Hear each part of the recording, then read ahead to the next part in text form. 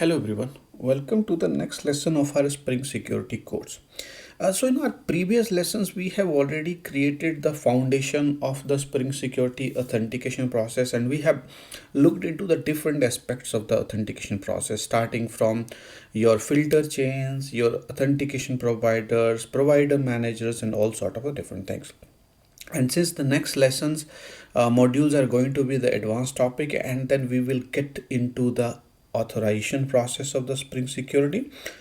So this lesson is more focused on giving you a in-depth analysis or a detail about how these different pieces are working together in order to uh, secure your application, or in order to provide the authentication workflow, right? So my idea is that whatever we have learned so far, let's put it together, so we that how different things are working together. Okay, so in this lesson I'm going to cover about a few things. uh, I'm going to give you an overview of the Spring authentication architecture.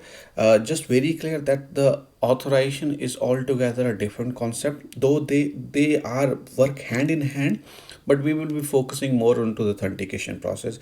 And once we cover the authorization process, we will revisit it and we'll see the entire picture completed, right? Which includes both authentication and the authorization process.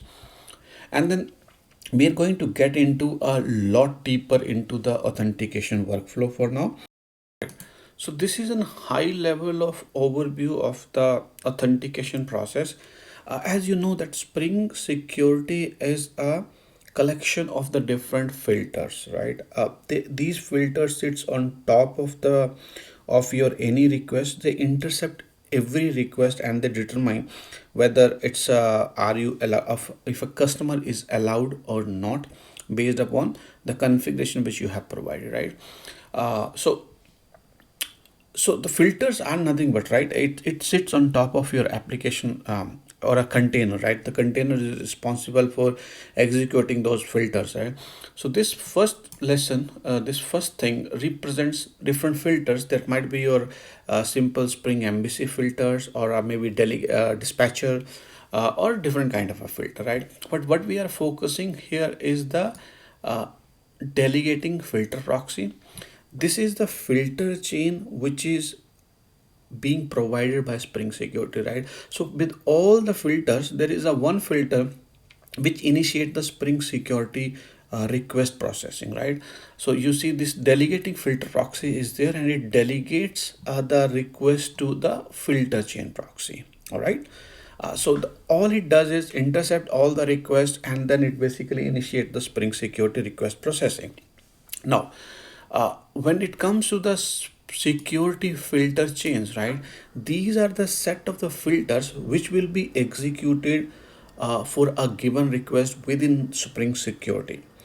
So think of filter chain proxy as a set of another set filters. It's a little confusing, but the whole idea is there is a one filter which initiate the Spring Security request, and now there are a set of filters which will be executed within the filter chain security. All right, now I have put a question mark here. What does this mean? So this means that you, based upon your configuration, you can define a different set of a security filter chain. For example, I'm just taking one example. Probably you might be working on two different modules of your application. One is a web module, another one is a REST API, and most likely you want to have a different kind of a security mechanism you want to put in place, right? So Spring Security gives you the flexibility, it gives you the power to define a different set of the filters. So for example, anything with accounts, I have a different set of a security filter chains, and then anything with the admin, I have a different set of a security filters. All right, so that means the filter chain proxy determines what is the request, and then it will execute a certain set of the filters. All right, now filters are nothing but, as I said, right, it's basically they execute a certain set of a logic for us. Now on top of that, the actual work will be delegated to the provider manager. All right. So the provider managers is or authentication manager, which is actually responsible to authenticate yourself. Okay. If there is incoming request, delegate filter proxy sees which filter chain it should execute, and then this filter chain basically hand over the work to the authentication manager, which is responsible to authenticate the request. Right. It basically determines whether you are authenticated or not. And within the authentication manager, so this is an interface and there will be an implementation. The default implementation is the provider manager, but we can also create our own custom authentication manager. And the authentication manager contains a set of the authentication providers. So these providers are responsible to authenticate your request, right? They are responsible to take the request, determine whether you are authenticated, if you are a valid user or not a valid user, right? And again, there is no kind of rules or a set of rules that has been specified by Spring Security that authentication providers should do this. If you remember from our previous login lesson, we basically use the DAO authentication provider. As name suggests, DAO authentication provider basically picks the user information from the database and then it authenticates. But there can be a different kind of authentication provider, because let's say if you are onto a LDAP application, there will be a LDAP authentication provider. All right. So ultimately, what you write inside of your authentication provider is up to you. The whole idea is it gets a request and then you basically specify whether the user is authenticated or not. And one post authentication, there can be two mechanisms, right? One, if it's a success, then there will be a certain set of strategies. For example, session authentication strategy, you basically setting some authentication into the session, then you basically update the security context holder, then different services will be executed. If it's a failure, you basically run certain set of post failure processes to make sure that no sensitive data or any cleanup which is required, you are executing that one, and then the rest of the process is same. So for the again, I'm just keep on reiterating the same thing, but for the authentication, this is your whole architecture, right? We will also see how Spring Security basically comes up with these set of filters. So I'm going to talk about that one once we start looking into the code. All right. Now there is a one very critical concept, but I'm going to touch it a little bit, but we are going to talk about that in our next lessons, right? The security context holder. I am talking a lot about this one. So, sec- so think about security context holder as a place where Spring Security stores all of the authenticated object or any. So this is basically a holder, and it basically stores an authentication object which contains the principal, your credentials, and what are the different authorities that are being provided to the user. So once user is authenticated, there should be a way, right? Because uh, once you are authenticated, all the filter should have a way to fetch that authenticated object, this object, right? So that they can determine whether you are authenticated or not. No one wants to run the code again and again to find out if you are authenticated or not, right? So the Spring Security came up with the concept. This is a security context holder, and as I said, it holds the secure data for your application. If you want to store something which is basically related to the security aspect, you can also store that information into the security context holder. Or if if the given functionality is not sufficient for you, probably what you can do is you can create your own security context holder. All right.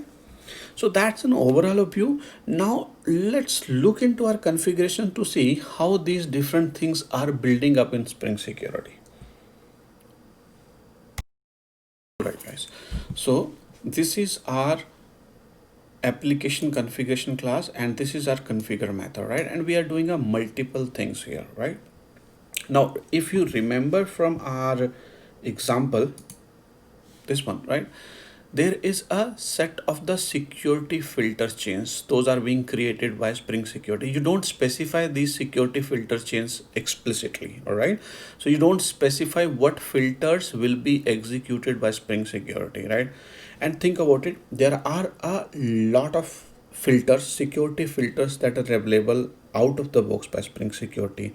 And not every filter will be configured by Spring Security, right? It configures the filters based upon your configuration, and then there are a certain set of filters which will be added for all of your configurations, right? So it's a part of the core filters or the required filter, and then the filters which should be added based upon your configuration. Let's take one example.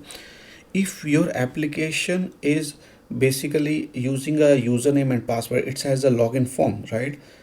It needs a different kind of a filter rather than if there is an application which is using a let's say your SAML integration, right? So the SAML and the log form based login is entirely different things. So probably for those one, the set of the filters will be different, right? It's not like I have a 30 set of filters and for every request I will keep on executing. That's not a good idea. So it's a flexible enough. Let's see how it works. All right. Now in this request, what I'm saying, I'm telling Spring Security that if it matches this URL, user authority should be user, and if it matches the login, register home permits all. So this ant matcher is nothing but it initiates your filter chains. Those will be executed by the filter chain proxy, right? So these are the patterns. Based upon that one, Spring Security will create a set of the or create a security filters, right? Now I'm configuring remember me service. So that means now I'm telling Spring Security that I want to use the remember me feature from the Spring Security, right?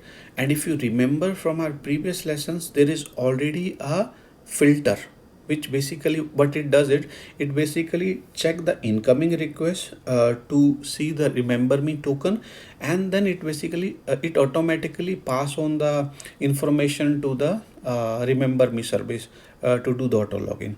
So in this case I am telling Spring Security that configure a remember me filter for us, right? Okay, then I'm doing a form based login, right?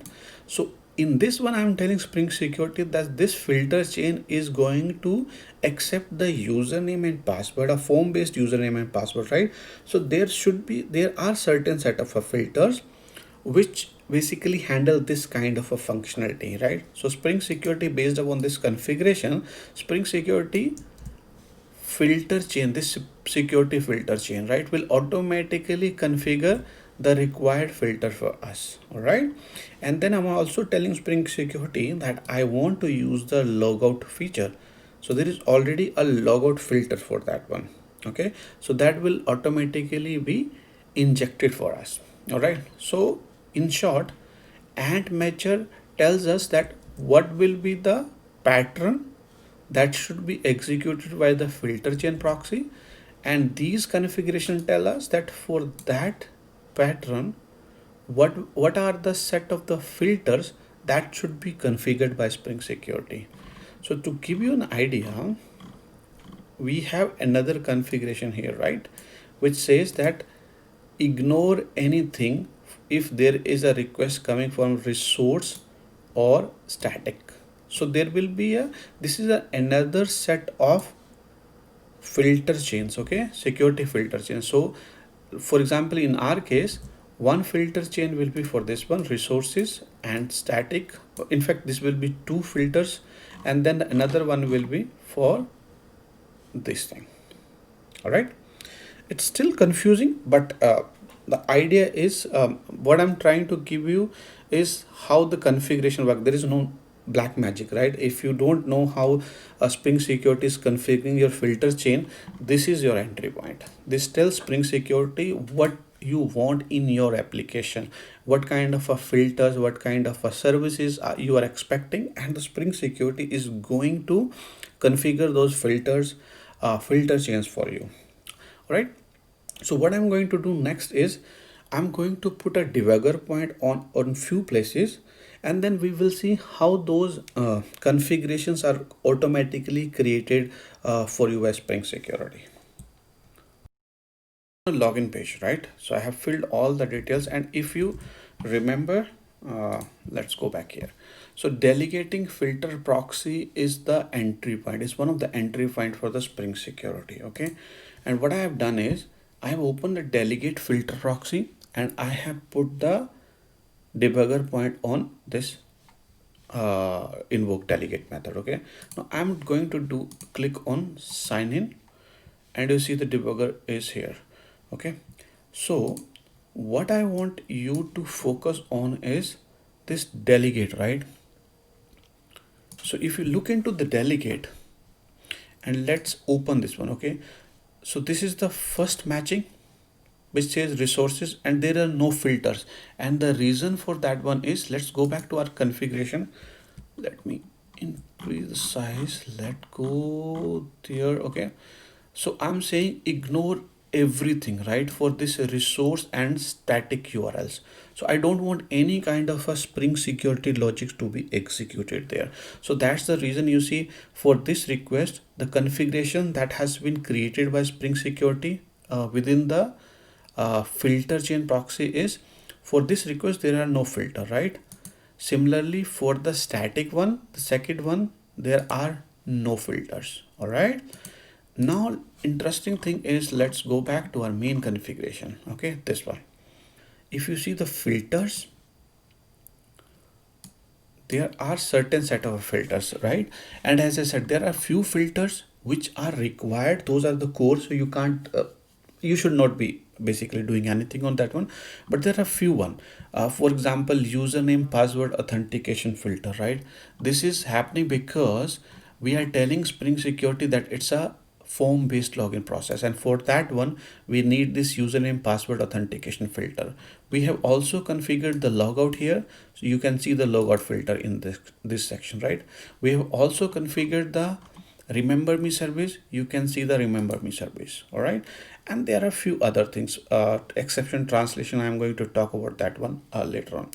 Just to give it a little tweak to make sure you understand what I'm talking about, what I'm going to do is I'm going to remove this section, remember me, the complete remember me section. Okay, and we will again rerun the application, and we'll see what are the different filters those are available in the filter chain.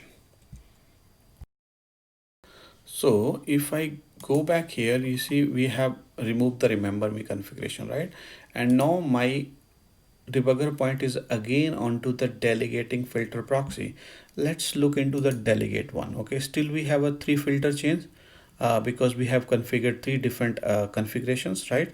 And again, just to give you an idea, if you see filter chains, we have three filter chains, and that's the same thing I was telling you.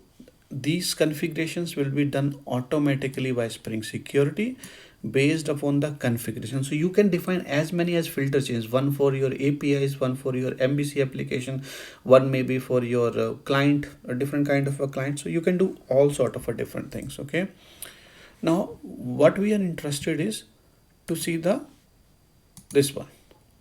Okay, you see that earlier we have a 14 filters, now we have a 13 filters. Let's see which filter is missing. So we still have a username and password, we still have a logout, but we don't have the remember me filter, right? And the reason for that one is we have removed the remember me service. Now while this filter chain, while creating this filter chain, Spring Security so that we are not required the remember me service, right? So that remember me is not the core functionality, so that filter is not added automatically by the Spring Security. I hope this give you an idea how this configuration works, right? It's not a black magic, so you don't understand why 13 filters are added, why 14 filters are added. Your application Spring Security application configuration is the reference point for you. It should be the reference point because it gives you an idea how many filter chains you want to put in place, what are the different filters you want to configure, and then the things will be handled automatically by the Spring Security.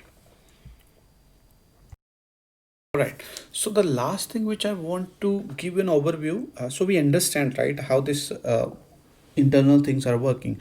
Now I'm taking an example of a simple login process, and we'll try to depict how this entire authentication workflow is like different pieces are clubbed together to provide you this authentication workflow, right? Again, we have this standard filter chain part of your container, application container, and one of them is our Spring Security filter, right? So what happen is, for every request, whatever the request is coming to your application, right, this filter security interceptor will intercept that request, and it's a part of the Spring Security filter chain. The entire work or the logic which it is doing is, it basically takes that request, incoming request, it determines whether that request is for any of the secure area, or if it that request is basically allowed or not, based upon if it's only for the logged in user or not logged in users, or if you are authenticated or not, right? Based upon that, it basically throws an exception which says access denied exception. Okay, once this access denied exception is thrown, we have an exception translator filter. It is This filter will be configured automatically by Spring Security based upon the type of configurations you are putting in place, all right, the one we saw earlier. Okay, so if it's an form based login process, this exception translation filter will be added automatically. What it does is, it basically transfer the you to a login page so that you can provide your username and password, right? Now once you provide that username and password, again it will be handed over to your authentication man or your provider manager. That provider manager will use different filters as I'm explaining here, right? So this username and password authentication filter basically takes that username and password, convert it to a token, and then authentication, your provider manager will hand over the authentication process to the authentication provider. Again, this authentication provider, you will be configuring it, which authentication provider Spring Security should use, and then the rest of the process is altogether same. All right, so if you want to basically check what is happening there, we can always put a debugger point. Give you an idea, what I'm trying to do is, I'm trying to go to a section which is secure. That means I'm not allowed, if I'm not authenticated, I'm not allowed to go to this section. Okay, so what I'm going to do is, I'm going to put a debugger point into abstract security interceptor, which is a basically a part of the filter security interceptor. Okay, and what we are interested is this section, and then we debug this one. Okay, all right, so I'm on to the authenticated part. Right now, the interesting thing is, if I go to authenticated, I will be get some information, but this is an anonymous user, all right? And you see, because it's anonymous, I am authenticated. Okay, now if we go to this access decision manager, and again it's a part of your authorization process, so I'm not going to talk about that one. So what it going to happen is, it will take the URL, and then it will say what are the authorities, or who is authorized to access that URL. So if I go back to my security configuration, you see what I'm telling here is that the URL starting with account slash slash should have an authority as an user. All right, but in our case, the authority is anonymous user for that one. If you see, this is the role is anonymous, right? So it will not match, and an access denied exception will be thrown. Okay, if you see, access denied is thrown. Now the rest of the process is same what I have explained earlier, right? Now access denied exception will be thrown. This will be translated by exception translator filter, and then rest of the process is basically handled through this authentication filter, and then our different authentication manager. Right, so I hope This will give you an idea how the authentication architecture work, and this is really critical that you understand what are the different pieces and how these filters are working internally with your how they create different filter chains based upon your configurations, how they inject the different set of security filters, how they communicate with the your provider manager, how how the different authentication providers are injected into the provider managers. This is really critical in the sense that if you want to build a application using a Spring Security, you should have a clear understanding of these concepts and how these different things are works together, especially when you are facing some issue and you want to debug it. If you don't know these different components, I'm afraid that you will be able to understand where the problem is and what the problem is. All right. So if you like this tutorial, don't forget to subscribe to my channel and don't forget to share these tutorials with your friends. All right. Thanks for watching this tutorial.